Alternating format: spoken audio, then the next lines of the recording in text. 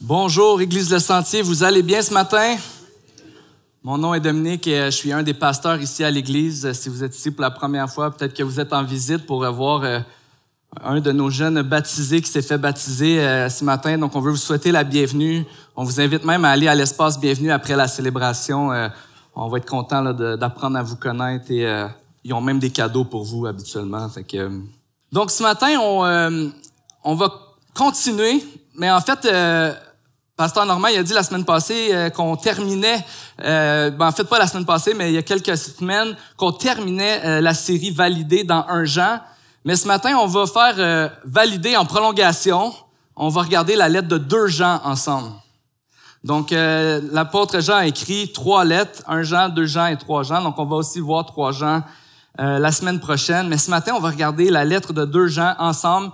Une lettre de 13 versets, donc vraiment une petite lettre, mais qui continue cette épître où Jean s'adresse à une église avec plein d'amour, plein de compassion, plein de joie, plein d'espoir pour ces gens-là et de désir d'encourager ces gens-là à tenir ferme dans l'amour qu'ils ont reçu, le message qu'ils ont entendu dès le commencement, c'est-à-dire le message qu'ils ont entendu au début de leur vie chrétienne qui les a amenés à devenir des chrétiens.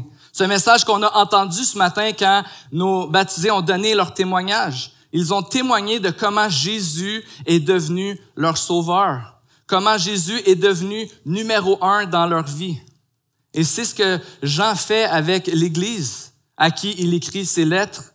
Il veut les encourager à garder ce message-là et à, évidemment, le propager, mais surtout à rester ferme dans ce message alors qu'il y a plein de bruit extérieur qui les encourage à rejeter le message qu'ils ont reçu. Donc, c'est un message constant et important pour nous de se rappeler le message de l'Évangile qui est le fondement et le centre de ce que Dieu nous a révélé, c'est-à-dire lui-même qui est venu, qui est mort pour nous, pour qu'on puisse avoir à nouveau la vie avec lui. Donc, pour moi, c'est la 3e fois que je vous prêche un message où le verset central du message, c'est « Aimez-vous les uns les autres ». Jean, dans ces 2 lettres, va le dire environ au moins 6 fois où c'est explicitement dit « Aimez-vous les uns les autres ». Mais cette fois-ci, on va parler de cette tension entre l'amour et la vérité. L'amour et la vérité. Sûrement que vous avez déjà entendu, vous êtes déjà dit... Est-ce qu'en ce moment, ça prend de l'amour ou ça prend de la vérité? Est-ce que je suis une personne qui aime aimer les gens ou est-ce que je suis une personne qui aime dire la vérité aux gens? Est-ce que l'amour et la vérité, en réalité, sont aussi séparés qu'elles semblent l'être dans notre société ou même dans notre propre expérience, dans notre vie? J'ai entendu un homme politique américain dernièrement, c'est la seule allusion à la politique que je vais faire ce matin, qui a dit quelque chose comme ceci. Ceux qui sont plus à droite sur l'échiquier politique sont plus des gens de la vérité et ceux qui sont plus à gauche sont concernés par les sentiments, donc ils n'aiment pas blesser les autres.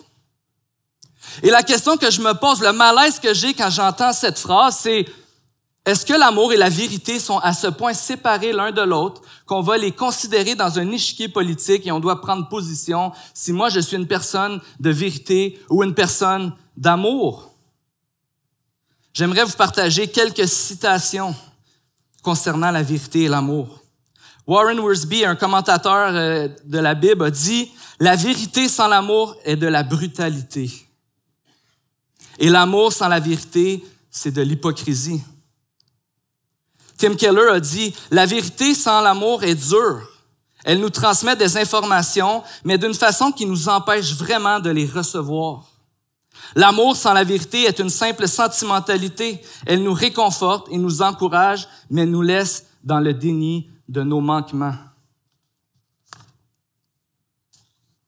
Ce matin, on va voir ensemble à partir de la lettre de 2 Jean que si on veut aimer, on doit dire la vérité. Mais si on veut dire la vérité, on doit aimer. C'est toujours les deux ensemble. Il y a cette tension entre l'amour et la vérité qui doivent constamment coexister. C'est comme un mariage, les deux ne font qu'un.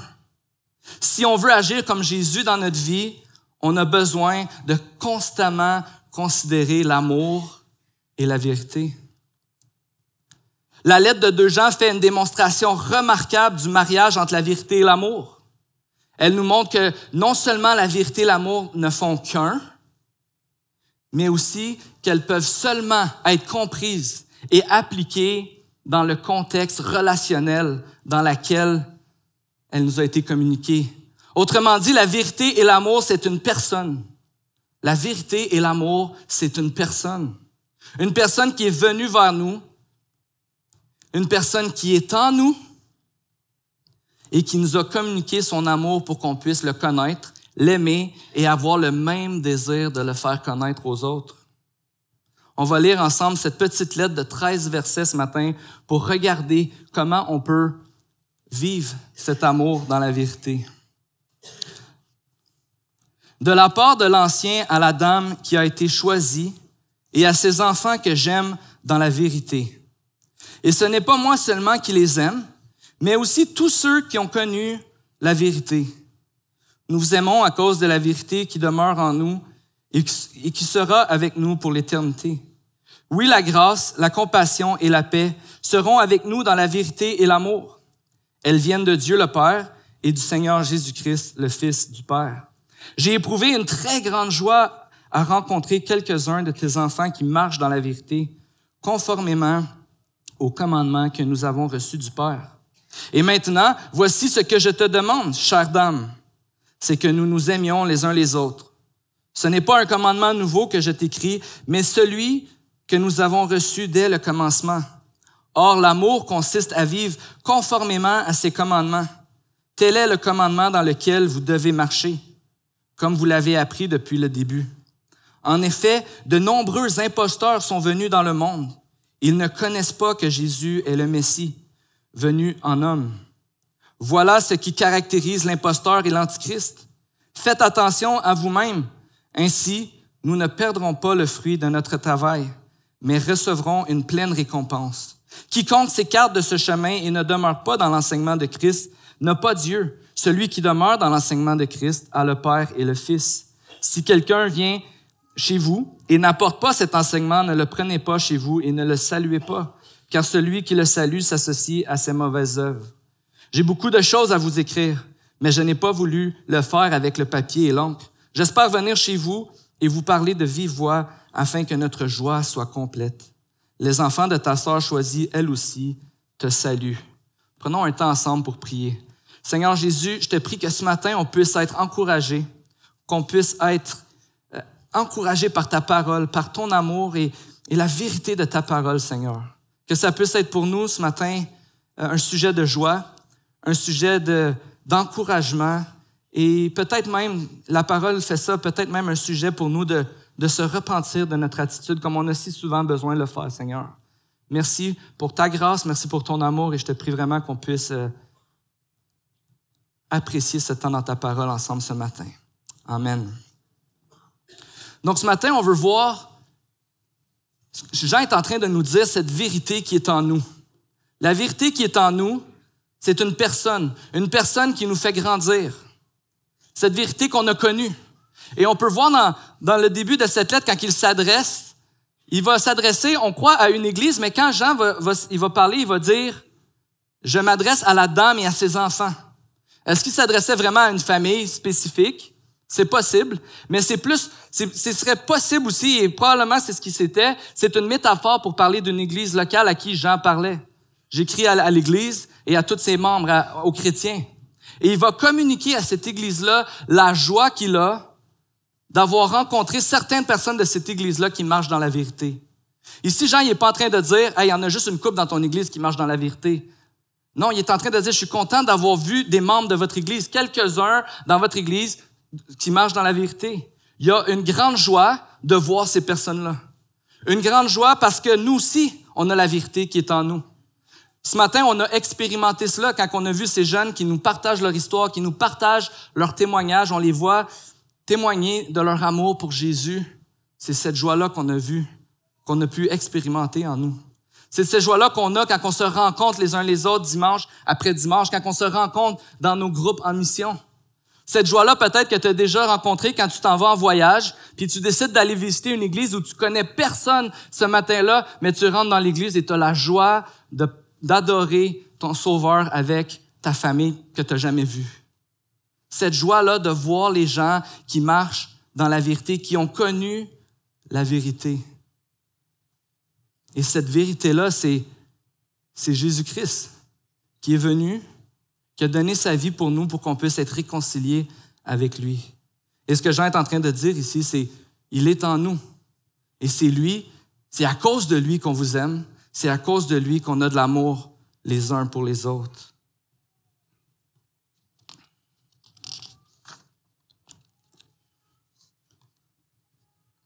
C'est un langage familier qu'il utilise, qui met un accent particulier sur le fait que l'Église, on est une famille.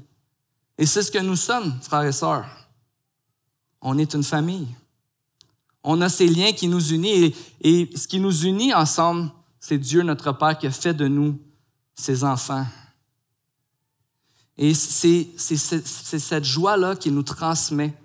Cette joie-là qu'on a de lui appartenir. Cette joie-là qu'on a les uns les autres d'être ensemble. Et je trouve toujours ça remarquable. Parce que peut-être qu'aujourd'hui, tu trouves qu'en venant à l'église, tu dis, ça c'est ma famille, mais il y a tellement de gens différents dans cette église. Tellement de gens que probablement, si j'étais pas chrétien, on se rencontrerait jamais dans nos vies. Peut-être qu'on like pas les mêmes choses sur les réseaux sociaux. Peut-être qu'on n'a pas les mêmes passions dans la vie.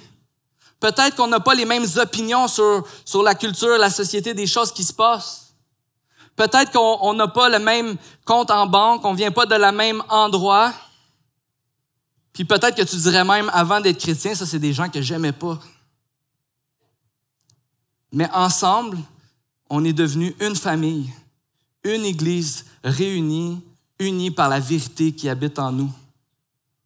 Et cette exhortation-là, cette excitation-là, c'est comme si on faisait fi de toutes ces différences-là. Mais c'est vraiment cette réalité-là que l'Église, c'est une image très imparfaite de l'unité puis de la diversité que Dieu a créée dans sa création.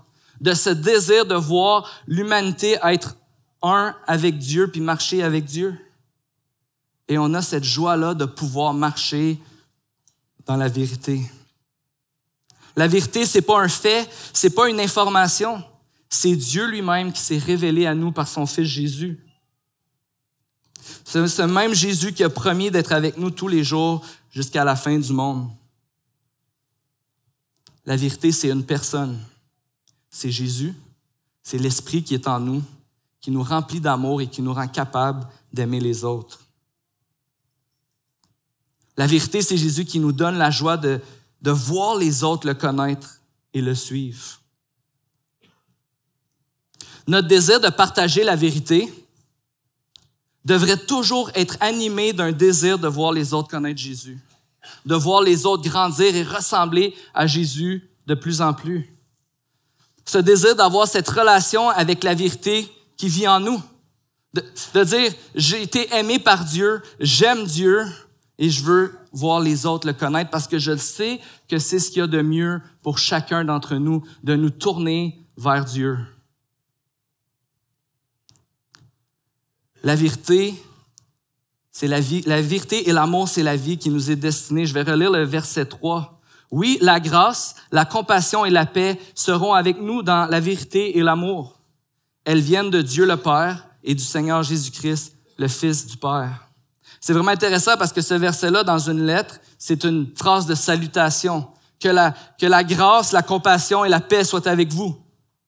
Mais ici, Jean va changer un peu ce que les gens sont habitués de recevoir quand ils reçoivent une telle lettre. Il va dire pas « j'espère que la grâce, la compassion et la paix soient avec vous ». Il est en train de leur dire « puisque la vérité est en vous, la grâce, la compassion et la paix vous habitent. Vous bénéficiez de la grâce de Dieu, de sa compassion et de la paix qui vient avec le fait d'être de la vérité, d'avoir Dieu qui habite en vous. Oui, la grâce, la compassion et la paix est avec vous. C'est ce que Dieu nous donne pour qu'on puisse marcher avec lui dans l'amour et la vérité. Dieu nous donne sa grâce. Et on croit que c'est vraiment une séquence. Dieu te donne sa grâce, sa compassion et sa paix. Mais tout d'abord, Dieu nous donne sa grâce. Dieu nous remplit de compassion et de paix par sa grâce. Quand on goûte à la grâce de Dieu, notre vie est remplie de compassion et de paix.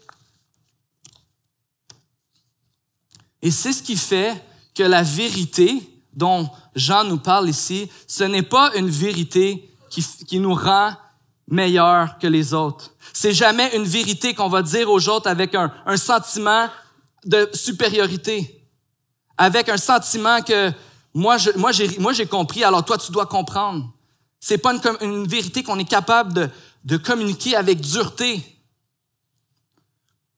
Oui, parfois il faut être ferme avec les gens, mais rempli de compassion, d'amour. C'est pas quelque chose qu'on veut communiquer avec dureté. Pourquoi? Parce que la vérité dont Jean nous parle ici, c'est une vérité qui nous rend humbles et non orgueilleux. Parce qu'il nous donne sa grâce, c'est-à-dire il nous montre qui nous sommes. Nous sommes pécheurs.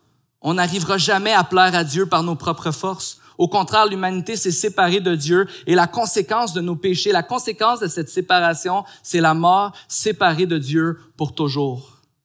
Et c'est ce que Dieu a dit, vous voulez vous séparer de moi, c'est correct, vous pouvez vivre séparés de moi et vous allez vivre séparés de moi pour toujours. Il n'y a aucun moyen humain qui nous permet de nous réconcilier avec Dieu. C'est impossible. Mais la grâce, c'est Jésus. Jésus qui est venu à notre place, vivre une vie parfaite que nous, on était incapables de vivre. Et il nous a donné cette vie-là, alors qu'il était sur la croix et qu'il est mort de la mort que nous méritions pour être séparés de Dieu pour toujours. Il est mort à notre place. Il a vaincu la mort pour qu'on puisse maintenant être réconciliés avec Dieu à nouveau. Cette vérité-là, quand on la médite, quand on y réfléchit, quand on s'en rappelle dans nos vies, il n'y a pas personne qui peut se lever de son siège et dire « Moi, je le mérite. Moi, je suis meilleur que les autres, puis je vais aller le dire aux autres. » Au contraire, ça nous rend humbles. Ça nous rappelle qui on est. Ça nous rappelle notre besoin de Dieu. Et ça nous donne ce désir de partager cette vérité-là avec amour et compassion. 1 Corinthiens 8.1 dit « La connaissance rend orgueilleux, mais l'amour édifie. » Ça, c'est certainement un verset qui semble mettre en opposition amour et vérité. Mais au contraire, il parle de la connaissance. La connaissance qui est acquise et communiquée à l'extérieur du contexte dans lequel on l'a reçu. C'est-à-dire, la vérité, quand on rencontre la vérité, quand on rencontre la vérité qui est Jésus, cette vérité-là nous rend humbles. Dans 1 Corinthiens, quand il dit « la connaissance enfle d'orgueil », c'est cette connaissance qu'on prend. Puis là, au contraire, on oublie comment on l'a reçu. On oublie qui nous l'a donné. Et là, on peut la dire, on peut se vanter de la connaître, on peut l'utiliser pour augmenter notre valeur aux yeux des autres, de se donner un statut religieux ou moral plus important. Et c'est ça que la Bible, que Jésus, ceux qui vont écrire dans la Bible va reprendre. Non, cette connaissance-là rend orgueilleux, mais l'amour édifie. La vérité, quand on la rencontre et quand on entre en relation avec elle, elle nous remplit de sa grâce. La vérité nous montre qu'est-ce qu'on mérite. Mais elle fait beaucoup plus que ça. Elle nous donne qu'est-ce qu'on ne mérite pas. La grâce, c'est Dieu qui me donne sa vie. C'est Dieu qui meurt à ma place. C'est Dieu qui me permet de goûter à la compassion que je ne méritais pas, qui me donne sa joie, qui me donne le bonheur, qui me remplit de bénédictions à cause de son amour. C'est Dieu qui me permet de goûter à son amour et qui me donne sa paix. La vérité nous rend repentants et non pleins de jugement. La vérité nous remplit d'amour parce qu'elle nous fait réaliser à quel point on est aimé. Et c'est ça qui nous aide à aimer notre prochain et surtout celui qui est moins aimable à nos yeux. Inquiète-toi pas, tu es probablement celui ou celle qui est moins aimable aux yeux de quelqu'un d'autre. Mais la vérité nous permet d'aimer les gens qui sont moins aimables à nos yeux. C'est ce qui permet à l'Église si diversifiée, aux prises avec le péché. On n'est pas parfait, vous avez sûrement expérimenté ça, l'Église n'est pas parfaite. De rester unis et de s'aimer. Il y a quelques années, j'étais dans une autre église, puis il y a une jeune femme il y a une jeune femme de notre église qui a rencontré une autre jeune femme à l'université. Elle lui a parlé de Jésus, et la fille avait jamais entendu parler de Jésus, était jamais allée dans une église, et parle avec elle, et de fil en aiguille, elle rencontre Jésus comme son sauveur. Elle se fait baptiser comme on a vu ce matin, elle vient à notre église, elle participe à notre église, elle est assidue, elle est là. Puis moi, je me réjouis de ça, mais il y a aussi dans ma tête une pensée qui est comme, OK, mais il y a bien des choses que je vois dans sa vie qu'elle a besoin de changer. Il y a bien des comportements, des choses qui, un chrétien, ça devrait pas agir comme ça. Dieu merci, je suis pas allé la voir parce que j'étais pas la personne qui devait dire toutes ces affaires-là. Mais je suis allé voir mon pasteur. Puis c'était dans une autre église qui est celle-ci. Je suis allé voir mon pasteur, puis j'ai dit, là, il faut que tu lui parles, il faut que tu lui dises ces affaires-là. Puis à un moment donné, il m'écoute. Il dit, Dominique, il dit, laisse-la grandir. Laisse-la apprendre. Laisse-la découvrir Jésus. Elle est super intéressée, elle n'arrête pas d'apprendre, elle pose plein de questions, elle est ici. Moi, j'avais cette attitude-là où je voyais des comportements, puis dans ma tête, c'était comme, hey, c'est ça ou c'est Jésus, là, faut que tu choisisses, let's go, là. C'était une attitude où, peut-être que je ne l'avouais pas à ce moment-là, mais c'est comme si j'étais en train de dire, moi, je l'ai compris l'affaire, puis toi, tu as besoin de faire comme moi. Alors que j'étais certainement comme elle dans plein d'autres affaires. Mon pasteur m'avait dit, laisse-la grandir, laisse-la se rapprocher de Jésus. Elle est accompagnée, elle est prise soin, elle pose des questions, elle apprend, elle grandit. Moi, j'étais plein de jugement. J'étais pas animé de la vérité qui rend humble, repentant, qui nous remplit d'amour pour les autres, qui veut le meilleur pour l'autre. Quelques semaines plus tard, un moment donné, elle arrive à l'église et tout bonnement, il y a des choses spécifiques qui me dérangeaient, puis à un moment donné, je l'entends parler, puis elle dit, ouais, ça, j'ai arrêté ça, Dieu m'a montré que c'était pas bon, puis il faut vraiment que je veux suivre Jésus, puis ça, c'est fini. Dieu utilise ces moments-là pour nous corriger. Dieu utilise ces moments-là pour dire, hey, c'est pas moi, Dieu. Je suis loin d'être Dieu, je suis loin d'être parfait. Je me suis repenti, j'ai demandé pardon à Dieu, je suis désolé, puis merci Seigneur parce qu'elle est allée vers quelqu'un d'autre qui avait beaucoup plus d'amour puis qui était capable de lui communiquer la vérité d'une meilleure manière que moi à ce moment-là. C'est ce qu'on veut faire. Un amour qui rend humble, qui nous rend capable de demander pardon, qui nous rend capable d'aimer les gens qu'on trouve moins aimables. La vérité, c'est aimons-nous les uns les autres. Et l'amour, c'est dire la vérité. Et quand on parle de cet amour, de nous aimer les uns les autres, quand on pense à l'amour, on considère ce désir de voir l'autre être pleinement la personne que Dieu l'a créé pour être. Ce désir de voir les gens autour de nous s'épanouir et de ressembler à Jésus, de ressembler à ce que Dieu l'a créé pour être. Et s'il y a une personne sur la terre qui a fait ça mieux que personne d'autre, c'est Jésus-Christ. Parce que on peut lire dans Romains 5 comment Dieu nous a aimés. Romains 5,8 nous dit, « Mais voici comment Dieu prouve son amour envers nous, alors que nous étions encore des pécheurs, Christ est mort pour nous. Puisque nous sommes maintenant considérés comme justes grâce à son sang, nous serons à bien plus forte raison sauvés par lui de la colère de Dieu. En effet, si nous avons été réconciliés avec Dieu grâce à la mort de son Fils, lorsque nous étions ses ennemis, nous serons à bien plus forte raison sauvés par sa vie maintenant que nous sommes réconciliés. » Comment est-ce que Dieu nous a rendus meilleurs? Il a envoyé son Fils, il a donné son Fils mourir pour nous.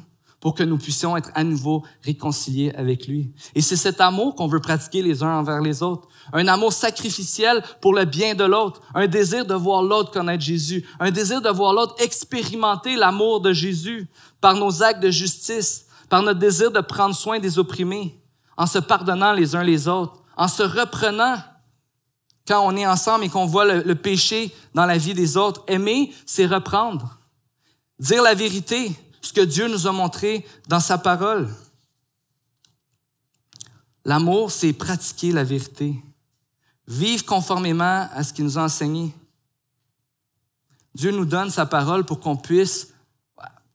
Et là, je vais dire quelque chose, puis peut-être qu'on n'a pas toujours cette impression-là, mais pour avoir de la clarté dans ce que Dieu nous dit. Et certainement qu'on va lire et étudier la parole toute notre vie et on va toujours pas tout comprendre ce que Dieu nous demande. Et c'est pour cela que c'est important de rester fondé dans son amour, de rester fondé dans ce que lui a fait pour nous et qu'on puisse continuer à apprendre à le connaître. Et que quand on va se reprendre les uns les autres, c'est dans l'amour de Jésus qu'on va se reprendre. C'est dans l'appel à se repentir de nos péchés pour vivre en accord avec ce que Jésus a fait pour nous. C'est ce désir de persévérer jusqu'à la fin dans l'amour de Jésus. Et je vais juste... je dois vous dire que mon temps a été éclaté ce matin. Fait qu'on fera peut-être une partie 2 de 2 Jean un jour. Mais je vais juste vous lire ce passage où il dit « Faites attention à vous-même. Ainsi, nous ne perdrons pas le fruit de notre travail, mais recevrons une pleine récompense. Quiconque s'écarte de ce chemin et ne demeure pas dans l'enseignement de Christ n'a pas Dieu. Celui qui demeure dans l'enseignement de Christ a le Père et le Fils. Si quelqu'un vient chez vous et n'apporte pas cet enseignement, ne le prenez pas chez vous et ne le saluez pas, car celui qui le salue s'associe à ses mauvaises œuvres. » Ici, il est en train de nous faire cet enseignement-là, encore une fois, de persévérer dans cette vérité. Il va passer sa lettre, encore une fois, à nous dire « Jésus est la vérité qui habite en vous. Tous ceux qui vont dire le contraire, ne les écoutez pas. » Et ici, il va même jusqu'à dire « Ne les recevez pas chez vous, ne les saluez pas. » Et dans le contexte, il faut comprendre qu'il y avait beaucoup d'églises qui se rencontraient dans les maisons, puis il y avait des prédicateurs qui venaient dans chaque maison, puis ils disaient « Moi, je veux faire un message, j'ai un message à dire. » Ce que Jean est en train de dire, c'est « Laissez pas enseigner quelqu'un qui va vous dire que Jésus-Christ n'est pas le Messie. » Il n'est pas en train de dire de ne pas avoir des relations avec quelqu'un pour leur parler de Jésus, de ne pas être gentil avec vos voisins qui ne croient pas comme vous, de ne pas inviter vos voisins qui ne sont pas chrétiens à manger. Non. Il est en train de dire, ne laissez pas ces gens-là venir vous dire des faussetés. Parce que je veux que vous restez appuyés, fondés dans cette vérité-là que Jésus-Christ est le Messie, que Jésus-Christ est la vérité qui habite en vous. Et que vous puissiez persévérer jusqu'à la fin pour avoir cette récompense. Et cette récompense, et je vais inviter l'équipe de louange à venir me rejoindre, cette récompense que nous allons recevoir à la fin, que nous avons déjà, mais que nous allons goûter pleinement à la fin de nos vies, c'est d'avoir Dieu, le Père et Jésus avec nous pour toujours. Et une question que je veux nous poser ce matin, c'est est-ce que cette espérance est une bonne nouvelle pour nous? Que la vérité qui habite en nous, c'est la meilleure vérité, c'est la meilleure nouvelle qu'on peut avoir. Il n'y a rien de meilleur que Jésus pour nous donner de la joie, pour nous donner de l'espoir, pour nous donner de la paix, pour calmer nos insécurités, calmer notre anxiété, calmer notre colère, pour nous aider à nous réconcilier dans nos relations. C'est Jésus qui met en nous cette paix pour qu'on puisse vivre des relations harmonieuses, remplies d'amour et de vérité. Et c'est cette promesse-là que Jésus va être avec nous tous les jours jusqu'à la fin du monde et pour l'éternité.